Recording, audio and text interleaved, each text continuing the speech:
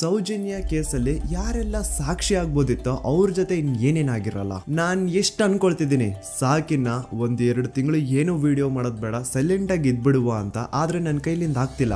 ಯಾವುದೋ ಒಂದು ಸರ್ವಶಕ್ತಿ ನನ್ನ ಮನ್ಸೊಳಗಡೆ ಈ ಪ್ರಶ್ನೆನ ಹಾಕಿ ಇದ್ರ ಬಗ್ಗೆ ಮಾತಾಡುವಂತಿದೆ. ಮೊದ್ಲೇ ಹೇಳ್ಬಿಡ್ತೀನಿ, ಈ ವಿಡಿಯೋ ಯಾವುದೇ ಜಾತಿ, ಧರ್ಮ, ದೇವಸ್ಥಾನಕ್ಕೆ ಸಂಬಂಧಪಟ್ಟಿಲ್ಲ. ಈ ವಿಡಿಯೋದಲ್ಲಿ ನಾನು ಕೇವಲ ಸೌಜನ್ಯ ಕೇಸ್ ಬಗ್ಗೆ ಮಾತಾಡ್ತಿದ್ದೇನೆ. ಸೌಜನ್ಯ ಕೇಸಲ್ಲಿ ಯಾವುದೆಲ್ಲ ಯಾರೆಲ್ಲ ಸಾಕ್ಷಿ ಆಗ್ಬೋದಿತ್ತೋ ಅದೆಲ್ಲ ಹೇಗ್ ನಾಶ ಆಯ್ತು ಅನ್ನೋದನ್ನ ತಿಳಿಸ್ಕೊಡ್ತೇನೆ.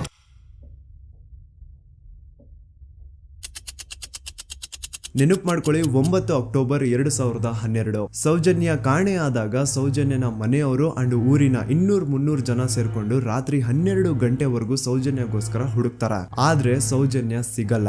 ಮಿಡ್ ನೈಟ್ ಆಗಿರುತ್ತೆ ಅಂಡ್ ತುಂಬಾ ಜೋರ್ ಮಳೆ ಬರ್ತಾ ಇರುತ್ತೆ. ಇನ್ನು ಹುಡುಕೋದ್ ಬೇಡ, ಬೆಳಿಗ್ಗೆ ಎದ್ದು ಮತ್ತೆ ಎಲ್ರು ಹುಡುಕುವ ಅಂತ ಎಲ್ರು ತಮ್ಮ ಮನೆಗೆ ವಾಪಸ್ ಹೋಗ್ತಾರ. ದೆನ್ ನೆಕ್ಸ್ಟ್ ದಿನ ಅಂದ್ರೆ 10 ಅಕ್ಟೋಬರ್ 2012 ಸೌಜನ್ಯನ ಬಾಡಿ ಸಿಗುತ್ತೆ ಅಂಡ್ ಅವಳ ಬಾಡಿ ಪಕ್ಕದಲ್ಲಿ ಅವಳ ಕಾಲೇಜ್ ಬ್ಯಾಗ್ ಅಂಡ್ ಅವಳ ಬುಕ್ಸ್ ಎಲ್ಲ ಬಿದ್ದಿರ್ತವೆ. ಸೊ ಹಿಂದಿನ ದಿನ ಆ ಒಂದು ಜಾಗದಲ್ಲಿ ಅಷ್ಟು ಜೋರು ಮಳೆ ಬಂದಿದ್ರು ಸೌಜನ್ಯನ ಬ್ಯಾಗ್ ಅಂಡ್ ಅವಳ ಬುಕ್ಸ್ ಒಂದು ಚೂರುನು ನೆಂದಿರಲ್ಲ. ದಾಖಲೆ ಇದೆ ಸ್ವಾಮಿ, ದಾಖಲೆ ಇಲ್ದೆ ಈ ದೂತ ಸಮೀರ್ MD ಏನು ಮಾತಾಡಲ್ಲ. There was rain and the clothes of the victim were not stained with mud and the bag was not wet, even the books were not wet. ಹಿಂದಿನ ದಿನ ಅಷ್ಟು ಜೋರು ಮಳೆ ಬಂದಿದ್ರು ಸೌಜನ್ಯನ ಬುಕ್ಸ್ ಅಂಡ್ ಬ್ಯಾಗ್ ನೆಂದಿಲ್ಲ. ಹೇಗೆ? ಇದರ ಅರ್ಥ ಸೌಜನ್ಯನ ಆ ಒಂದು ಜಾಗದಲ್ಲಿ ಆಗೇ ಇಲ್ಲ. ಬೇರೆ ಯಾವುದೋ ಜಾಗದಲ್ಲಿ ಅವಳ ಆಯ್ತು, ನಂತರ ಅವಳ ಬಾಡಿನ ಅಲ್ಲಿ ತಂದು ಡಂಪ್ ಮಾಡಿರೋದು. ಸೊ ಈಗ ಯಾವೊಂದು ಜಾಗದಲ್ಲಿ ಸೌಜನ್ಯನ ಆಯ್ತು, ಆಕ್ಚುಲ್ ಆ ಒಂದು ಜಾಗನ ಹುಡುಕಾಡೋದ್ ಬಿಟ್ಟು